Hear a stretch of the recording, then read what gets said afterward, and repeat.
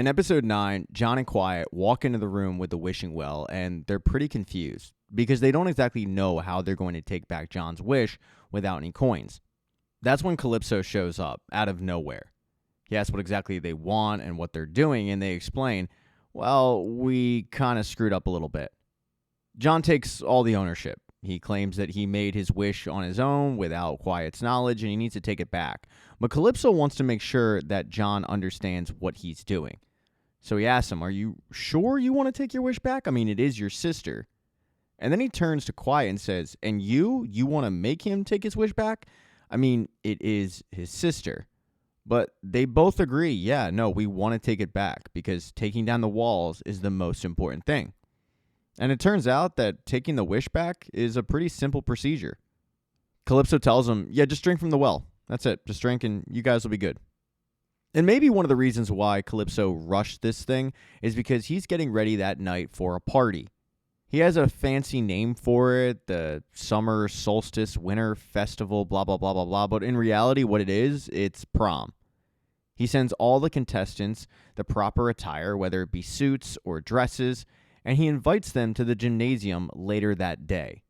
And for most of them, getting into a dress or a suit, it's a first-time affair. And they all are pretty confused on what exactly they're there to do. For some of them, they look goofy as hell. I mean, you've got Dave and Mike dressed up like Dumb and Dumber. But by far, the best dressed of the night is Quiet. I mean, she looks hot as hell, and John tells her as much. But Quiet is going through this whole situation, watching her back the entire time. She doesn't trust whatever Calypso has in store for them. Everybody, though, sheepishly walks into the gym, and that's when they find Calypso in front of a tree. He welcomes them to the Solstice Festival. He even hints at the fact that he was at Roanoke, Virginia, the famous missing colony. But before they get the festivities underway, they need to make a sacrifice of life in honor of those that died before them. And that sacrifice is going to be blood on the tree. It starts out with Calypso. He cuts his hand open, and he puts that bloody palm on the tree. And then one by one, everybody does it. Whether they want to or not, they step forward, Calypso cuts their hand, and then they place that hand on the tree. And after everyone's done it, Calypso seems to clean his hand with one of the leaves, and all of a sudden, everybody's cut is gone, showing the magic of Calypso. He then lights a match on fire, drops it at the base of the tree, and announces that tonight is for the living, and the tree goes up in flames. But it kicks off the party. And it is a hell of a celebration. They have a DJ playing all the hits, including Crazy Town's Butterfly. What an all-time banger. Now, this is a pretty typical prom. You've got somebody spiking the drinks. That is Raven.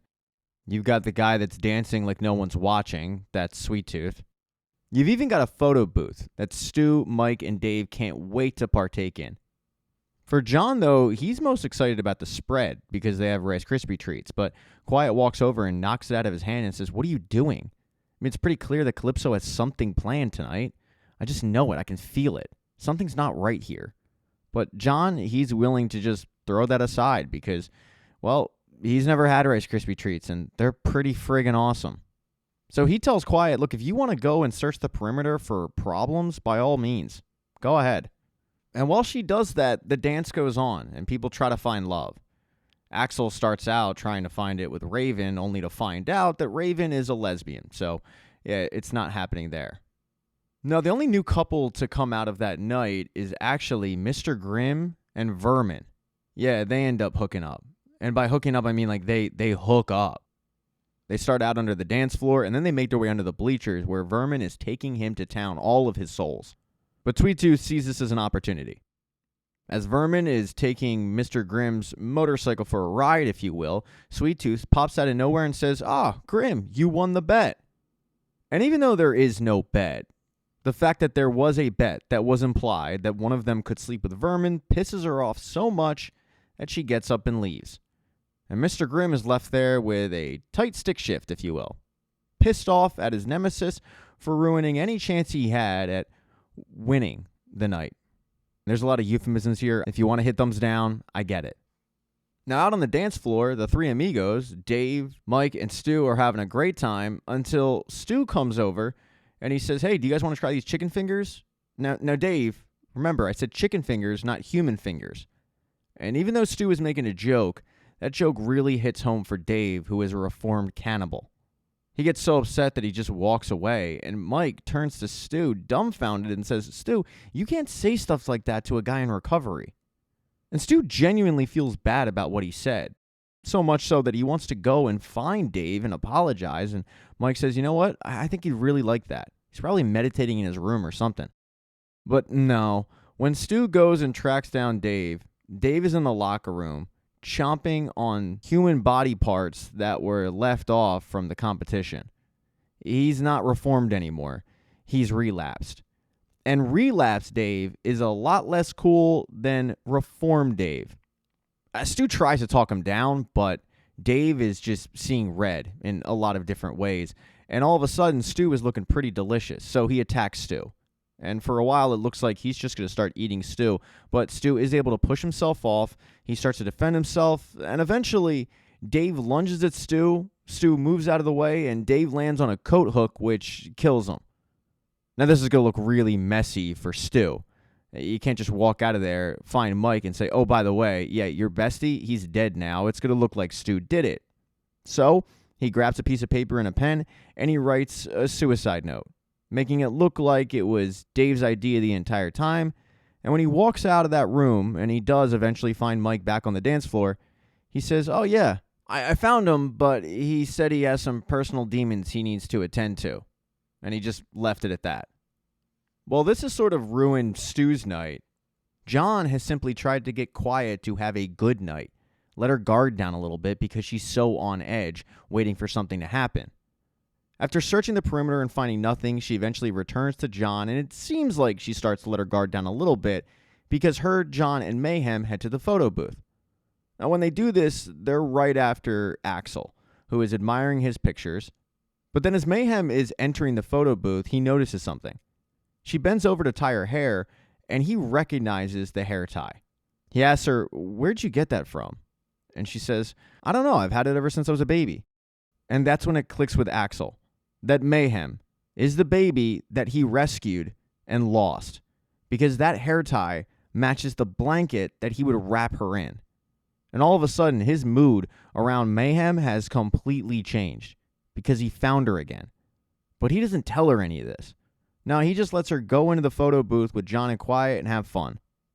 The prom, though, rages on. The bangers continue.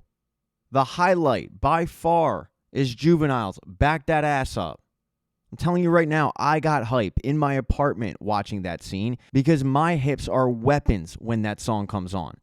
But eventually, you need to change the mood a little bit. You need to do the slow stuff. And that's when John eventually gets Quiet to join him on the dance floor for a slow dance. It's romantic. Everything seems to be going great. But there's one person who orchestrated all of this, and that is Calypso, who is watching from the rafters, and he's got something in store.